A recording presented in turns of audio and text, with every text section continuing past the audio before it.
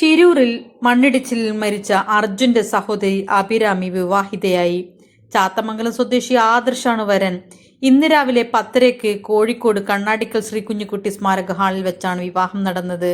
2024 July 16 അർജുന്റെ മരണത്തിനിടയായ അപകടം നടന്നത്. ശക്തമായ മഴയിൽ മണ്ണിടിച്ചിലിൽ റോഡിലേക്കും സമീപത്തെ നദിയിലേക്കും പതിക്കുകയായിരുന്നു. അപകടത്തിൽ അർജുനടക്കം 11 പേരായിരുന്നു മരിച്ചത്. ഗംഗാവാലിപ്പുഴയിലെ കനത്ത ഒഴുക്കും പ്രതികൂല കാലാവസ്ഥയും ചൂണ്ടിക്കാട്ടി രക്ഷാദൗത്യം ഇഴഞ്ഞിരുന്നു. അപ്പോഴും അർജുനടക്കമുള്ളവർക്ക് എന്താണ് സംഭവിച്ചത് എന്നതിൽ അവ്യക്തത തുടർന്ന് മലയാള മാധ്യമങ്ങൾ അർജുനെ കണ്ടെത്താനുള്ള ദൗത്യത്തിൽ ഭാഗമായി ഷിരൂരിലേക്ക് തിരിച്ചു.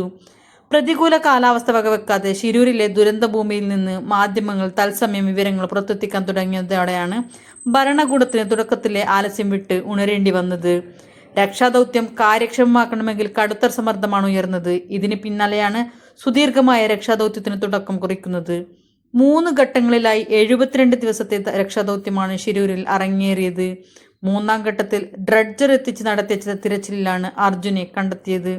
ഗംഗാവാലിപ്പുഴയുടെ അടിത്തട്ടിൽ നിന്നും അർജുന്റെ മൃതദേഹാവശിഷ്ടവും ട്രക്കും ഡ്രഡ്ജർ ഉപയോഗിച്ച് ഉയർത്തിയെടുക്കുകയായിരുന്നു.